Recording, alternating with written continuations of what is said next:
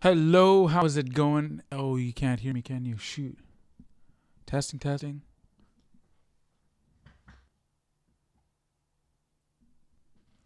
Testing, testing, testing. Testing, testing.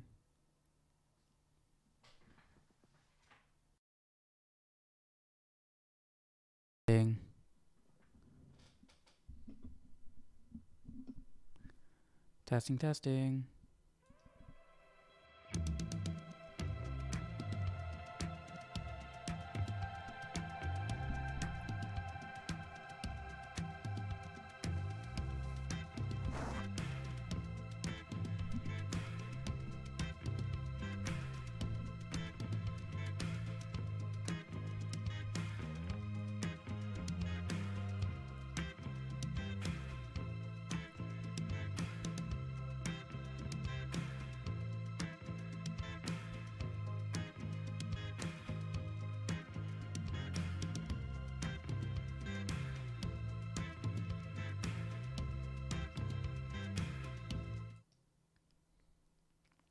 That's interesting. I'm not seeing the EQ is moving. All right. Let's make sure I am not lagging. Make sure this audio is working. Let's make sure I am not lagging. Make sure this. Okay, perfect. How's it going, everybody? Today we are going to be jumping into the Book of Psalms, chapter 22. I didn't change it up here, did I? Let me get this changed here real quick. First, let's get the text up on screen. Chapter 22. And we're going to go up to chapter 27. So, let me get that changed here. In the meantime, you guys can get your Bibles out. 22 to 27.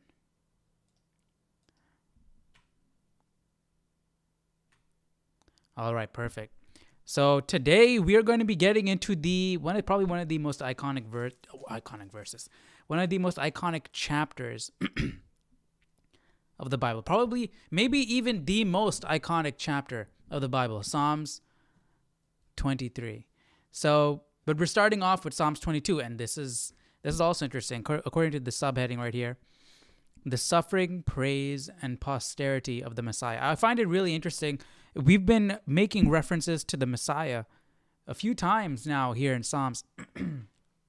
And I feel like it can be debated if David's talking about the Messiah or talking about, right, David uses the word anointed. So could that be talking about him and his kingly descendants, talking about the Messiah, right? Because it feels like you can read it in both ways in instances. So, but yeah, today we're going to be jumping into Psalms 22. Let's see how this plays out. Let's get this started over here. All right.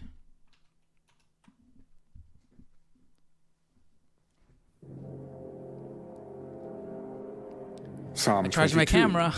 to the chief musician, set to the deer of the dawn, a psalm of David.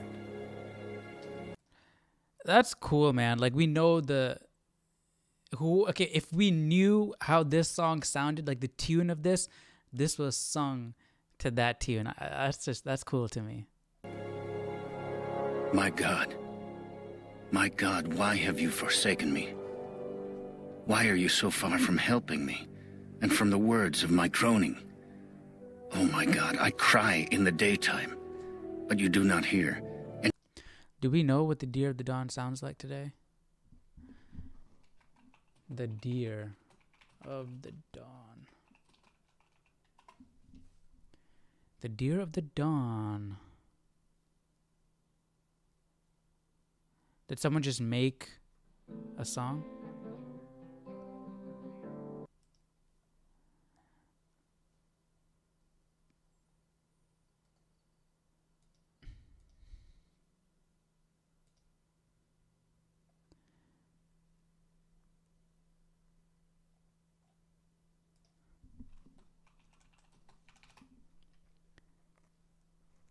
Yeah, do we know the actual tune of this song? Because I know we were reading one yesterday. That was it yesterday or yesterday where we couldn't find the tune. It was lost. What was that? Because the title, The Deer of the Dawn, does sound familiar. I don't know if that one was sung to that tune, but I remember it being like a somber sounding name.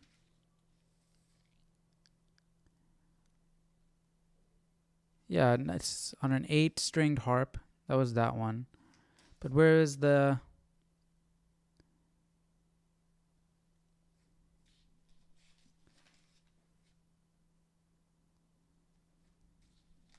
Yeah, I'm not sure.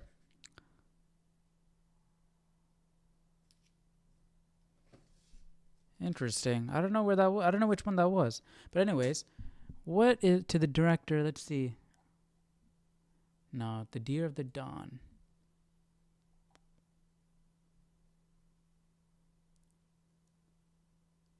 I don't know if I don't want to play something and then get copyright strike if it's an actual like current day song.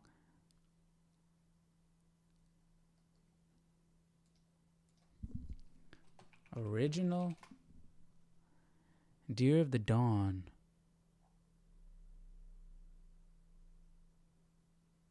A faithful version. Oh, that's the name of the website. The original Bible restored.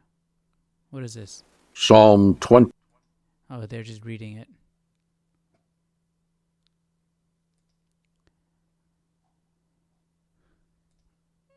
As the deer. That's a different song.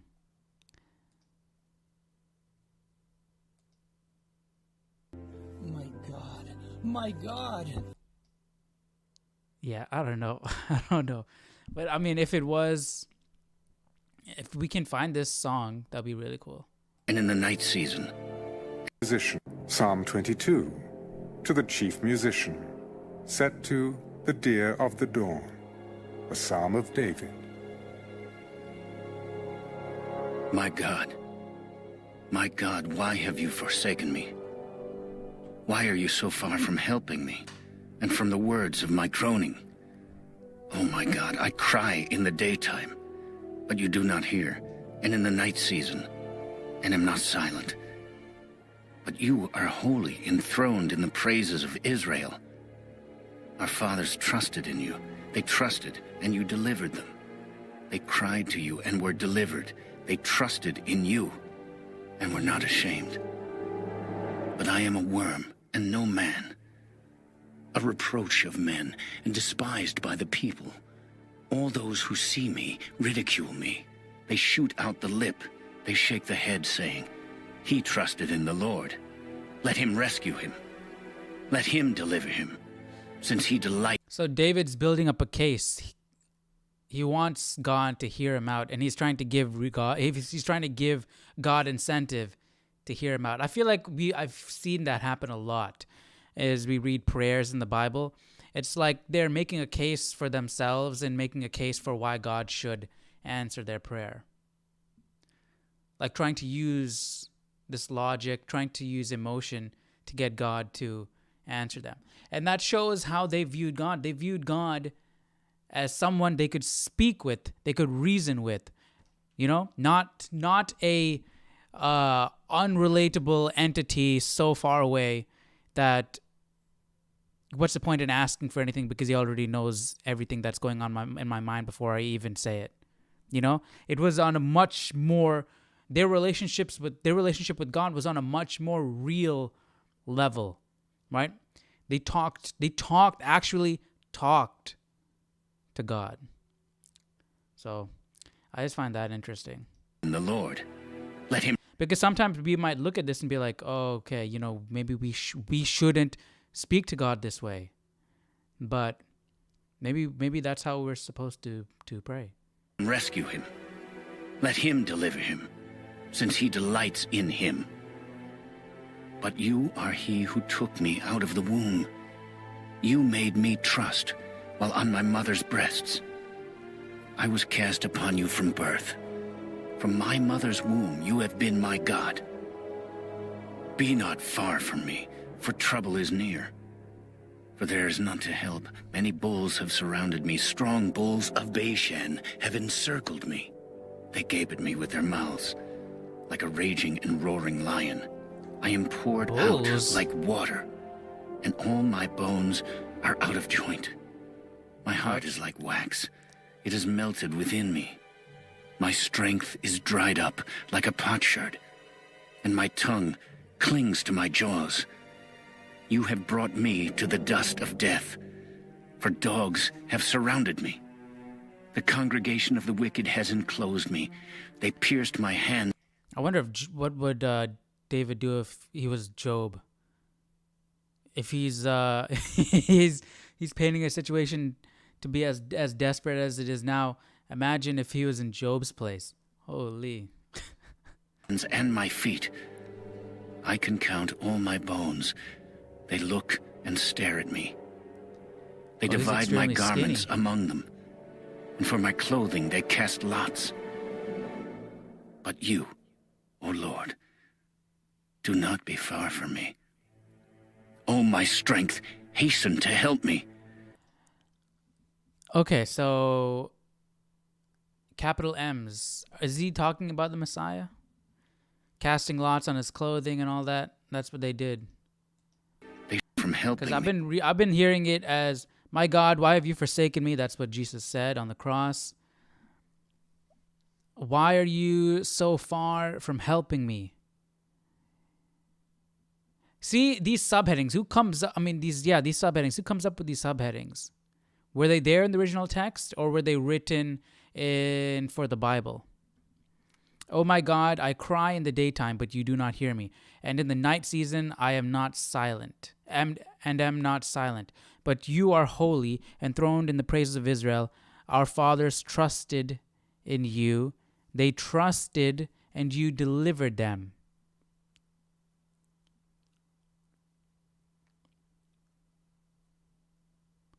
Why would Jesus say, our fathers trusted in you? Because God is Jesus' father, and I know father in this case here is being used as your lineage, your past, your ancestors, right? They trusted and you delivered them. But this is not exactly what Jesus said, right? Because this is what David is writing. So maybe God came to him and David is writing in the perspective of the Messiah, which is sort of odd, I feel. You know? I mean, it is like, would they view that as blasphemous in those day and age, speaking for God, or I don't know, or is that completely fine, or is he writing not for the Messiah? He's speaking for himself or some other people. They entrusted and you delivered them. They cried to you and you and were delivered. They trusted in you and were not ashamed. But I am a worm and no man.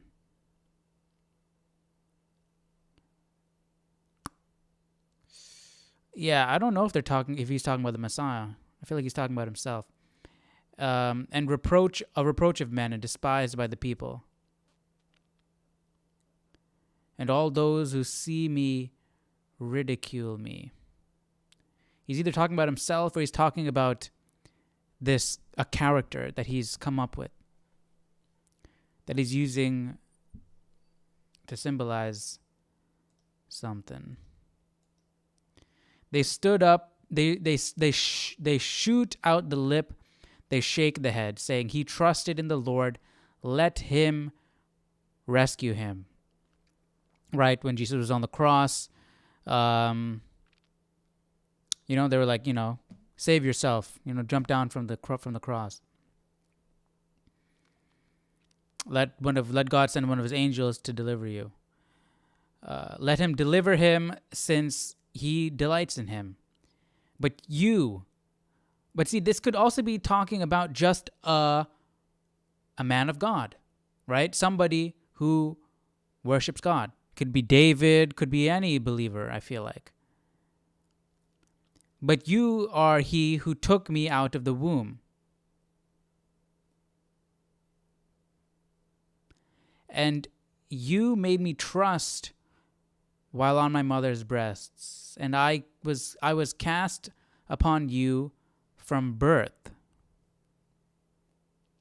Okay, not talking about David then, because David was not cast upon God from birth. I'm guessing I was cast upon you from birth. I'm guessing that means you were given to serve God from birth. Like David was only anointed a while later into his life, and even Samuel. I guess you could say Samuel was cast upon God from birth, but was only given to the temple after a few years. But he was already dedicated to God before he was born. Well, I mean, Jesus could be too, even though Jesus started his ministry at 30.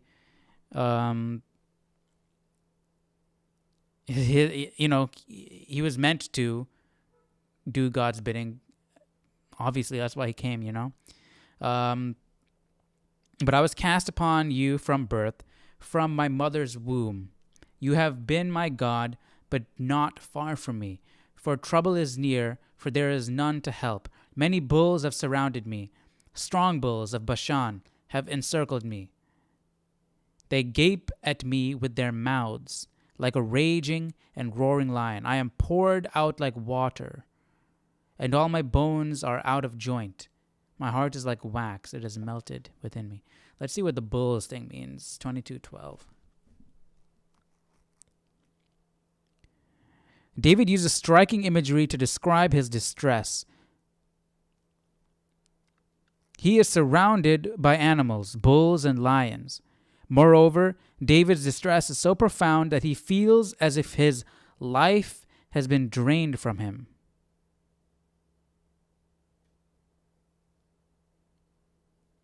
So this commentary is thinking that they're talking about David and not the Messiah, even though there's capital M's in this translation. So that's interesting.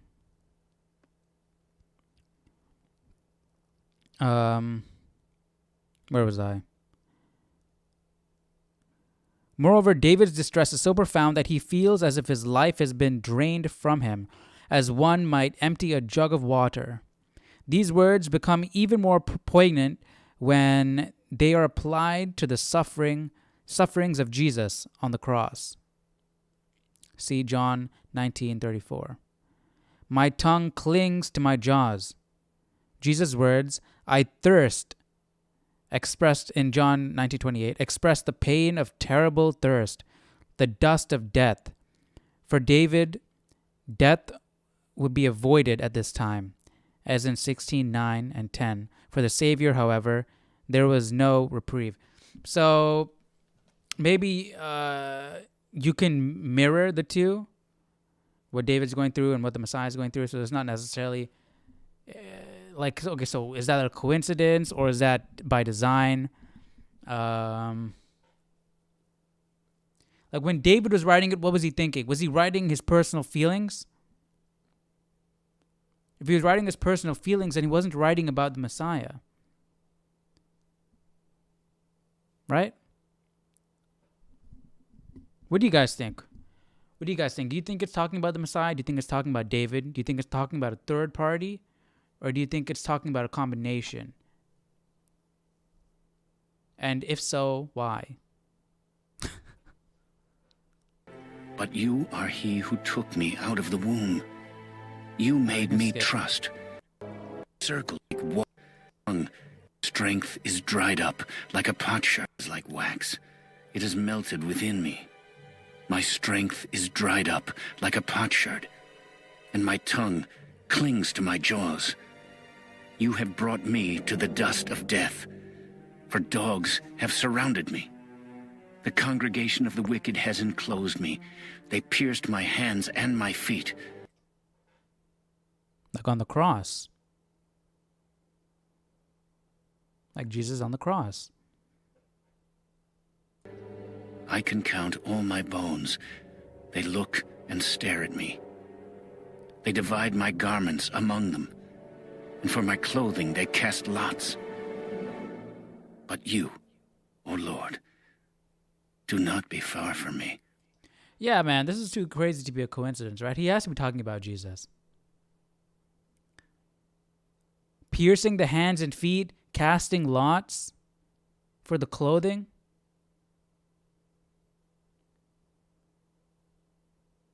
Extremely thirsty. But I don't know if Jesus was skinny, because he wasn't being held for that long. O my strength, hasten to help me. Deliver me from the sword, my precious life from the power of the dog. Save me from the lion's mouth and from the horns of the wild oxen. You have answered me. I will declare your name to my brethren. In the midst of the assembly, I will praise you. You who fear the Lord, praise him. All you descendants of Jacob, glorify him and fear him, all you offspring of Israel. For he has not despised nor abhorred the affliction of the afflicted, nor has he hidden his face from him. But when he cried to him, he heard. My praise shall be of you in the great assembly. I will pay my vows before those who fear him. The poor shall eat and be satisfied. Those who seek him will praise the Lord. Let your heart live forever. All the ends of the world shall remember and turn to the Lord, and all the families of the nations shall worship before you. For the kingdom is the Lord's, and he rules over the nations. All the prosperous of the earth shall eat and worship. All those who go down to the dust shall bow before him, even he who cannot keep himself alive. A posterity shall serve him. It will be recounted of the Lord to the next generation. They will come and declare his righteousness to a people who will be born, that he has done this. That's what the Bible's got to say about that last section. 22. Let's do this. 27 to 30. All the ends of the world. For David, these words refer to the spread of news of his deliverance to the places far outside Judah. For the Savior Jesus, these words speak of the eventual spread of the gospel of redemption to all the families of the nations, a fulfillment of God's promise that he would bless all nations through Abraham's descendants. Those who go down into dust is a common biblical expression for physical death and the resulting decay. Okay, that's sort of obvious. But so those who go down to the dust shall bow before him. So even those who die will bow before him. Is that the reason why I wanted to read the commentary was see if they talk anything about the resurrection. Because we're prophesying Jesus here, likely. Are we talking about the resurrection? Of the earth shall eat and worship. All those who go down to the dust shall bow before him, even he who cannot keep himself alive. A posterity shall serve him. Or is that just an artistic way of saying that every single person on the face of the earth will have to accept Jesus as God? Or God, will have to accept God. For the kingdom is the Lord's. He rules over the nations.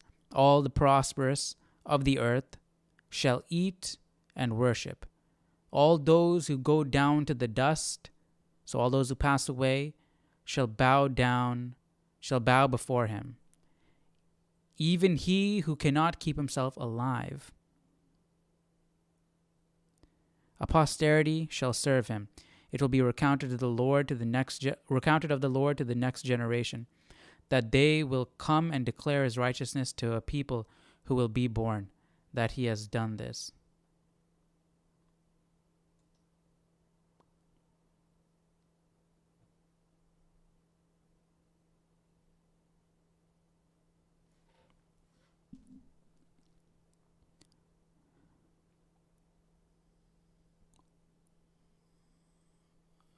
For the Savior Jesus, These words speak of the eventual spread of the gospel of redemption to all the families of the nations, a fulfillment of God's promise that he would bless all nations through Abraham's descendants.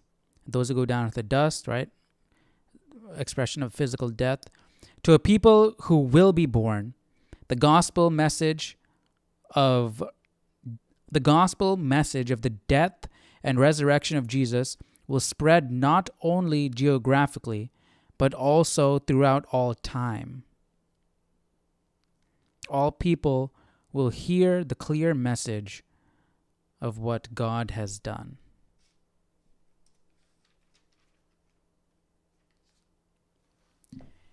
And what has God done here in this context?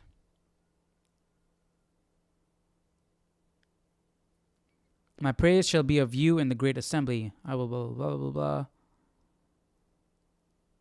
Shall remember and turn to the Lord, all the families. Okay, so pretty much in general, everything that God's done for them. For living, for giving, for allowing them to be prosperous on the earth, giving them food.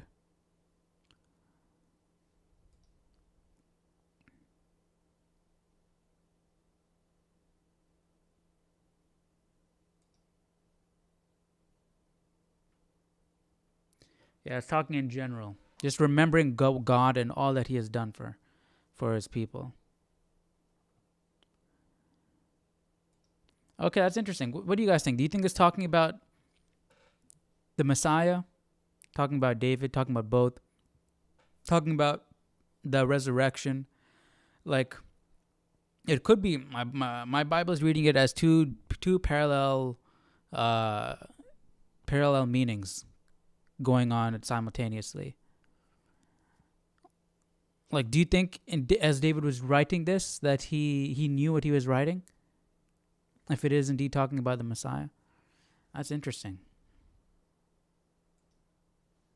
Because, man, the lots, the nails through the hands and the feet, pierced through the hands and the feet.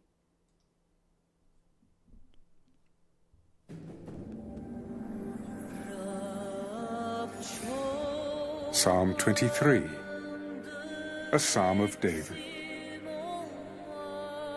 We're here. The Lord is my shepherd. I shall not want. He makes me to lie down in... Well, we know, right? The Lord is my shepherd. He's the one who guides us. We're the sheep. He's a shepherd. He takes care of us, provides, guides us, right? green pastures. He leads me beside the still waters. He restores my soul. So, where is this? Okay. Let's also read what my Bible's got to say about it as well. The Lord is my shepherd. The word pictures David's use. The word pictures David uses for God come from his own life and experience. He has been a shepherd in his youth. Okay, yes, okay. Any disturbance or intruder scares sheep. They are very fearful animals and cannot lie down unless they feel totally secure. So that's why he says, he makes me to lie down in green pastures. So God, he's saying, God will provide for you. You will not want. You will feel secure and you will feel safe. So you will lie down in green pastures. David uses eloquent language to express his view of the abundant care God gives to his people. Still waters. Sheep are afraid of fast-flowing streams. God's provision of still waters has a soothing effect and calms the sheep, right? And it's also accessible. It's something that they can drink. Right? You can't drink a rushing river, but you can drink from still waters. So you have a nice place to lie down. You have cool, refreshing water to drink. You're not wanting anything because the Lord is your shepherd.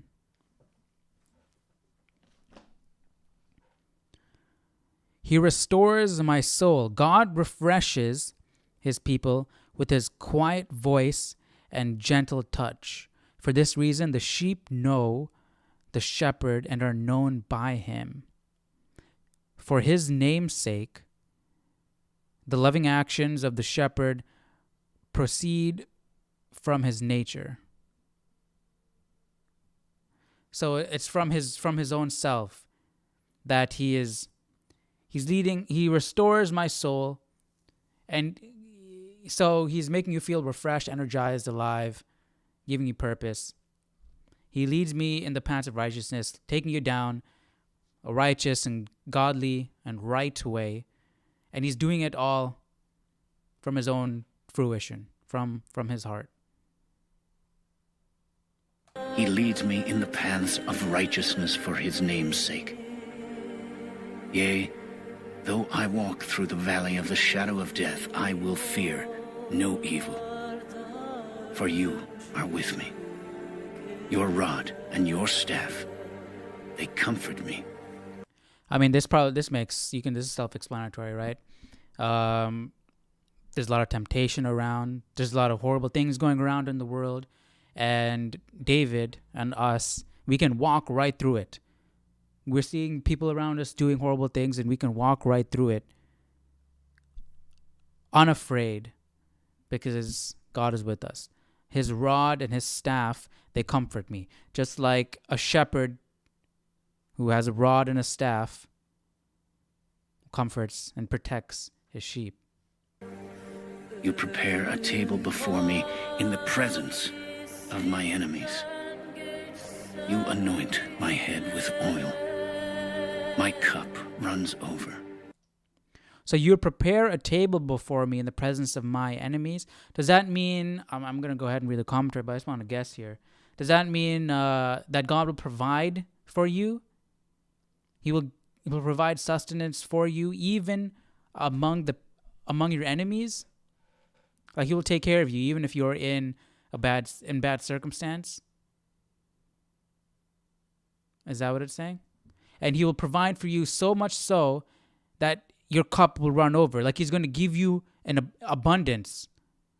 You know? I think that's probably what it means. Let's see. Leading all back to that first line, the Lord is my shepherd, I shall not want. You're not wanting anything. 23:5. A table before me. God's provision is so luxurious, it is as though he has prepared a banquet. Anoint. Typically, an honored guest in the ancient Middle East was anointed with olive oil that contained perfumes. So God is going all out. He's preparing a banquet. He's anointing your head with oil. In the presence of your enemies, he's honoring you. You're being honored even in the presence of your enemies, a place where you would be disgraced. You'd be looked down upon. You'd be spat on. God is honoring you.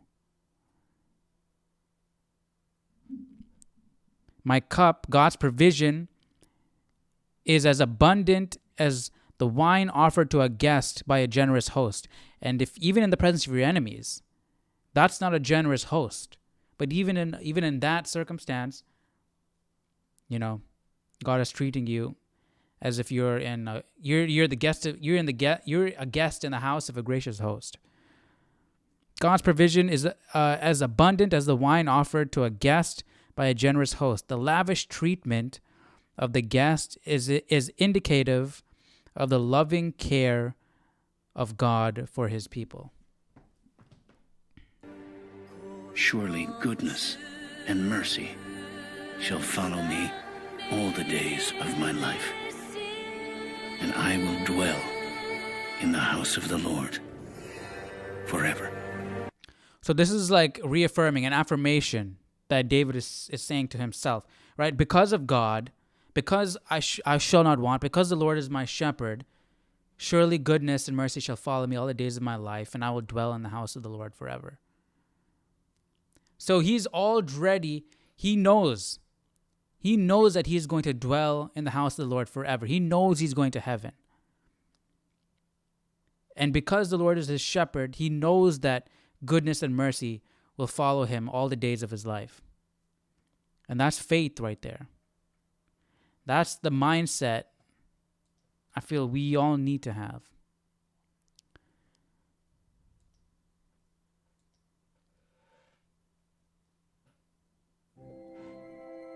Psalm 24, a psalm of David.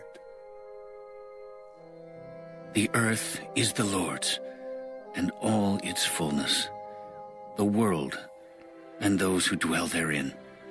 For he has founded it upon the seas, and Yeah, a lot of these, almost all, exclusively all of them, are all praising God.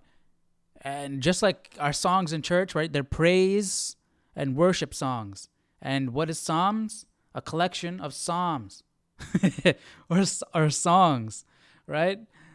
So that's cool that our songs today do the same thing that they did back then. Praising God. and all its fullness, the world and those who dwell therein. For he has founded it upon the seas, and established it upon the waters. Who may ascend into the hill of the Lord? Or who may stand in his holy place? He who has clean hands and a pure heart, who has not lifted up his soul to an idol, nor sworn deceitfully, he shall receive blessing from the Lord, and righteousness from the God of his salvation. This is Jacob, the generation of those who seek him, who seek your face. Lift up your heads, O you gates, and be lifted up, you everlasting doors, and the King of glory shall come in. Who is this King of glory? The Lord strong and mighty, the Lord mighty in battle. Lift up your heads, O you gates. Lift up, you everlasting doors. And the King of glory shall come in. Who is this King of glory?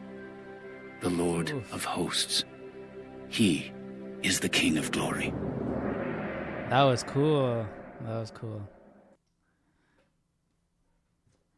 Let's see if my Bible's got anything to say about this.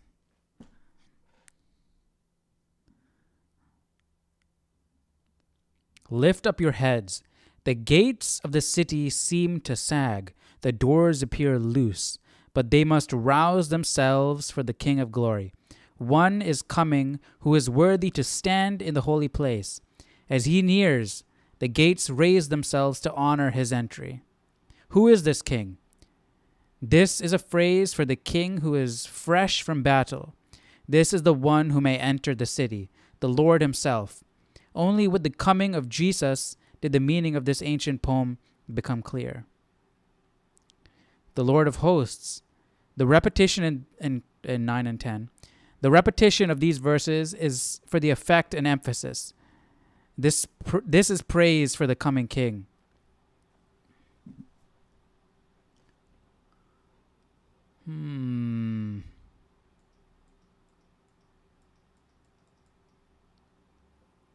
Let me go back to the earth is the Lord's and all its fullness, the Lord God. The world and those who dwell therein are God's also. For he has founded it upon the seas and established it upon the waters. Right? Because Hebrew cosmology, there's water underneath the earth, the great deep.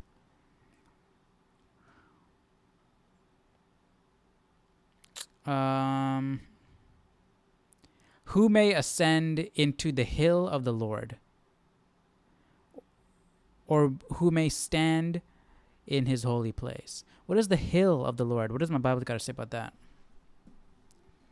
24:3. Who may ascend, as in Psalms 15, those who approach the Holy One to worship him in the temple of Jerusalem.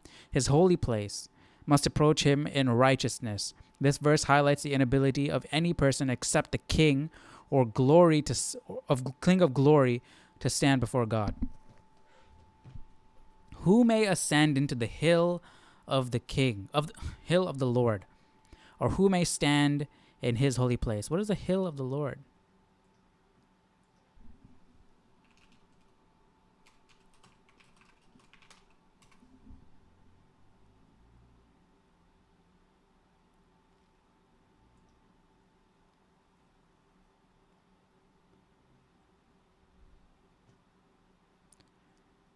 Who shall ascend into the hill of the Lord?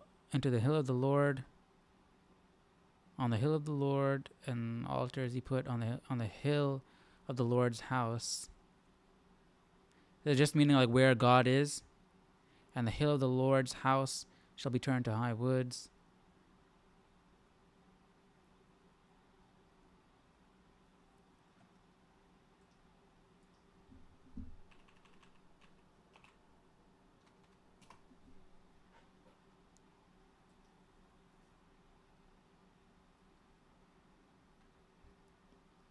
The hill of the Lord is obviously not a literal hill or mountain, because God does not dwell in one place. But, well,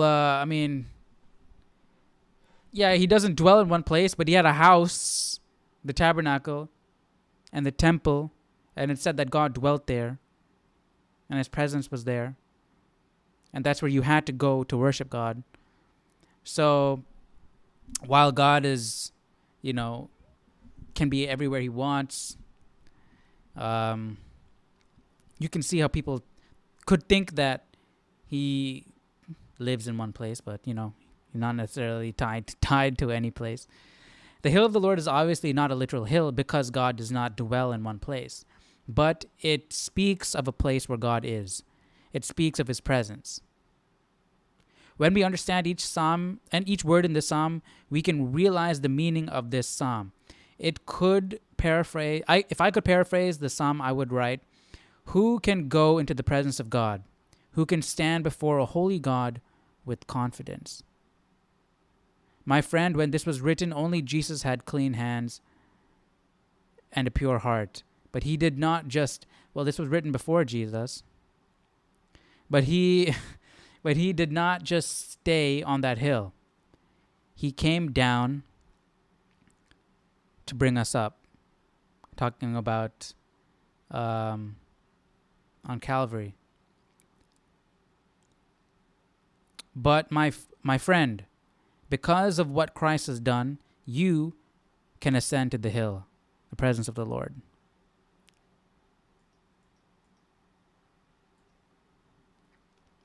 He who has clean hands and a pure heart. So who can stand on this hill? In his holy place, or who may stand in his holy place? He who has clean hands and a pure heart. He who has not lifted up his soul to an idol, not sworn deceitfully. He shall receive blessing from the Lord. So could Job, because God said Job was blameless, could Enoch? He walked with God and went to heaven before even dying. Elijah, Moses. He shall receive blessing from the Lord and righteousness from the God of his salvation. Who may ascend into the hill of the Lord? Does that mean ascending into heaven? Into the presence of God? In his holy place? Is that talking about like Enoch, Moses, Elijah? He shall receive blessing. Okay, I just keep reading the same thing over and over again. And righteousness from he shall receive blessing from the Lord and righteousness from the God of his salvation. This is Jacob, the generation of those who seek him, who seek your face. So Jacob, Israel, the children of Israel those are the people. That is who may ascend into the hill of the Lord?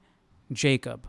These people are the ones who are striving to ascend into the hill of the Lord. That doesn't mean all of them are going to. We've seen that they've fallen multiple times, but they are all seeking God. Who are seeking his face. This be lifted up. So this is Jacob, the generation of those who seek him, who seek your face, Lord. Lift up your heads, O you gates, and be lifted up, you everlasting doors, and the King of glory shall come in. Who is this King of glory? The Lord strong and mighty. The Lord mighty in battle. Lift up your heads, O gates. Lift up your everlasting doors, and the King of glory shall come in. Who is this King of glory? The Lord of hosts. He is the King of glory. So I can see why my Bible said this doesn't really make sense if you're not accounting for Jesus, because who may stand in his holy place? Who may ascend into the hill of the Lord? Obviously God can. He's already there. It's his holy place. So why do the gates need to be lifted up for God to ascend into his holy place? Why do the gates need to be lifted up? The question here is, who can ascend into his holy place? Who may stand in his holy place on the hill of the Lord? Right? Lift up your heads, O gates, and be lifted up, you everlasting doors. The gates and the everlasting doors, are these the doors to heaven? And the King of glory shall come in. The Lord is strong and mighty, the Lord mighty in battle. Lift up your heads, O gates, lift up, you everlasting doors, and the King of glory shall come in. Who is this King of glory? Why would you need to ask, who is this King of glory? That means this wasn't capitalized before. But who is this King of glory? If we're not, right? Who is this King of glory? The Lord strong and mighty. The Lord mighty in battle. You see what I'm saying? Like, why does the Lord need to pass through the gates to come in to the hill of the Lord, to stand in his holy place? Why is that a big deal? I mean, it's just like God going home. That impact is there. They're talking about Jesus. Like Jesus, the Messiah, there's one coming who is King of glory, the Lord of hosts, who is worthy to stand on the hill. You know? So I can see how it could be talking about the Messiah. What do you guys think? Let me know.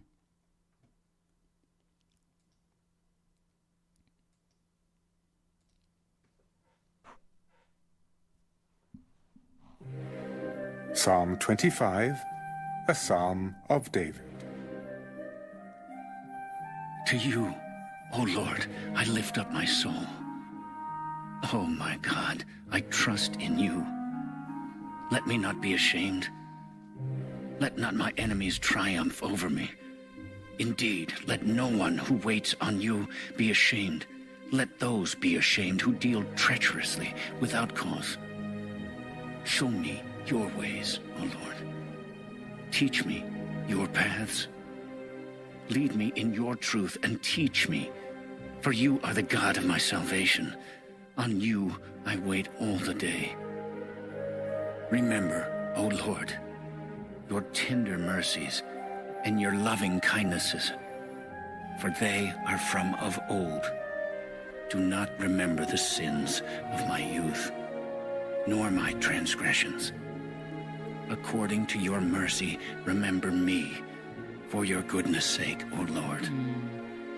Good and upright is the Lord. Therefore he teaches sinners in the way. See, this is I'm reminded of, I think it was Nehemiah. Let's see. Let me go back and look. I think it was Nehemiah who is asking God to remember him for the good he did.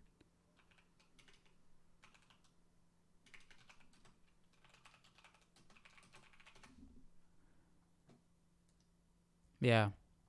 Remember me, my God, for good, according to all that I have done for this people, right? He did good for the people. He wrote this book. or at least wrote it in first person in certain sections and maybe compiled by somebody else. But he's saying, remember me by God for the book, for the good that I have done. Right? It seemed like, and I mean, he probably wouldn't have written down, if he wanted God to remember him for all the good that he did, he probably wouldn't have written down the negative things that he did, you know? So he, for some reason, he kept asking God, you know, remember, hey, look, God, you know, I did good here. Remember me for that. But look what David says. According to your mercy, remember me. And then he asks God to, do not remember the sins of my youth, nor my transgressions. According to your mercy, remember me. He's asking God, based on God's mercy, according to your mercy, remember me. Whatever that may be, remember me. According to your mercy. So maybe it could be just Nehemiah just wrote it that way, meant it in a way that, you know, he only wanted God to remember. Like, please, you know, God, just remember the good that I did.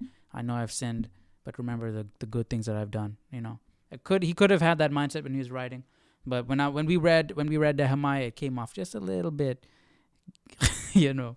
Yeah. All right, we're not in Nehemiah anymore. Let's keep going. According to your mercy, remember me, for your goodness' sake, O Lord. Good and upright is the Lord. Therefore he teaches sinners in the way. The humble he guides in justice, and the humble he teaches his way. All the paths of the Lord are mercy and truth to such as keep his covenant and his testimonies. For your name's sake, O Lord, pardon my iniquity, for it is great. Who is the man that fears the Lord? Him shall he teach in the way he chooses. He himself shall dwell in prosperity, and his descendants shall inherit the earth. The secret of the Lord is with those who fear him, and he will show them his covenant. My eyes are ever toward the Lord, for he shall pluck my feet out of the net. Turn yourself to me, and have mercy on me, for I am desolate and afflicted. The troubles of my heart have enlarged. Bring me out of my distresses. Look on my affliction and my pain, and forgive all my sins. Consider my enemies, for they are many, and they hate me with cruel hatred. Keep my soul and deliver me. Let me not be ashamed, for I put my trust in you. Let integrity and uprightness preserve me, for I wait for you. Redeem Israel, O God, out of all their troubles.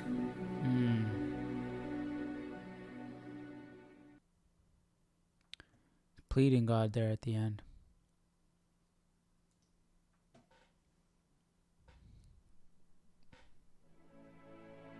Psalm 26, a psalm of David. Vindicate me, O Lord, for I have walked in my integrity. I have also trusted in the Lord. I shall not slip.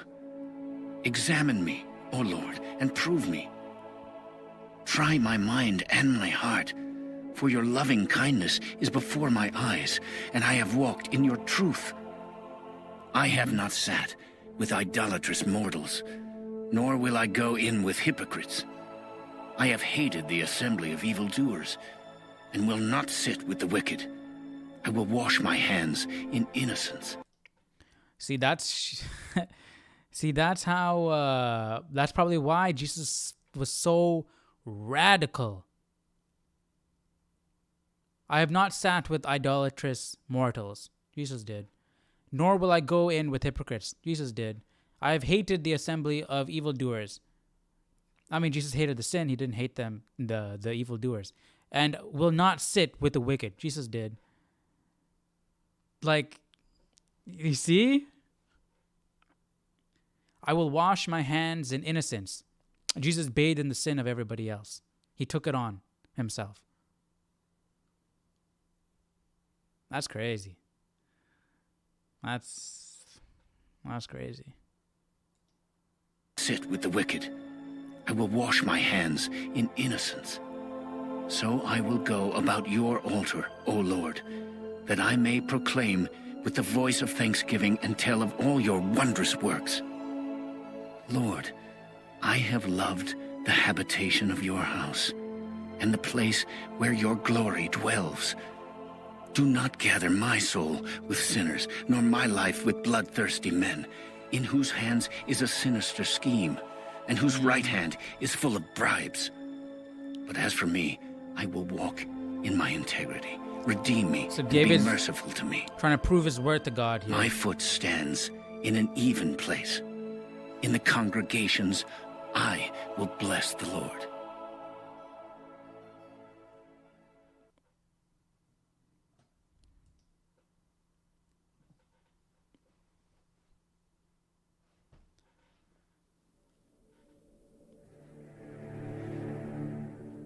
Psalm 27, a psalm of David.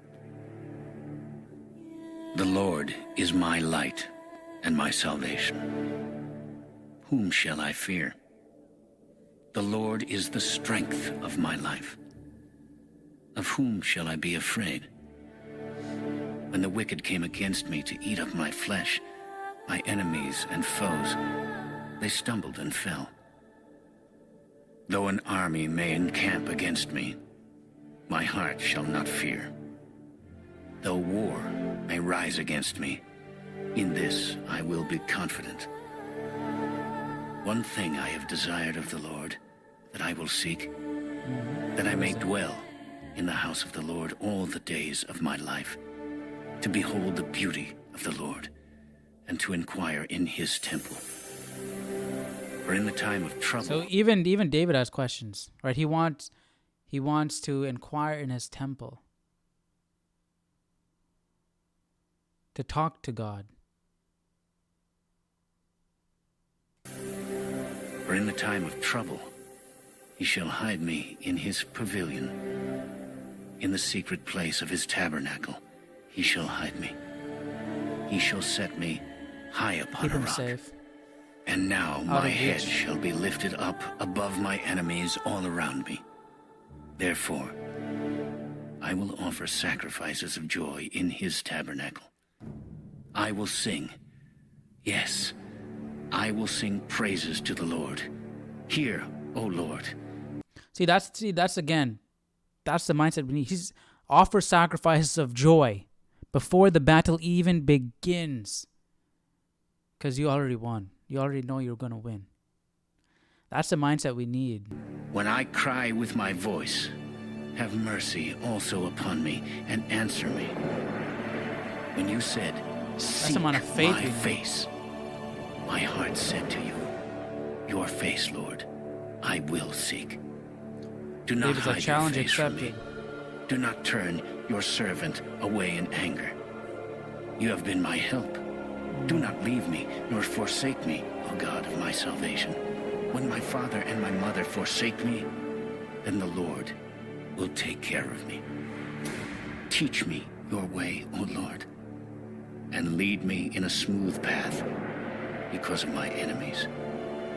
Do not deliver me to the will of my adversaries, for false witnesses have risen against me, and such as breathe out violence. I would have lost heart unless I had believed that I would see the goodness of the Lord in the land of the living. Wait on the Lord. Be of good courage, and he shall strengthen your heart. Wait, I say, on the Lord. That was really good. I feel like Psalm 27 should also be really popular, right? Probably not as a memorizable verse like Psalms 23, like, you know, like a verse that you could have on every single thing. They put it on a placemat or something. But I feel like this would help out a lot of people, this Psalms 27. Psalms 27 is really strong. But yeah, that's going to be it for today. We went through Psalms 22 to 27. Tomorrow we'll jump into 28. And, so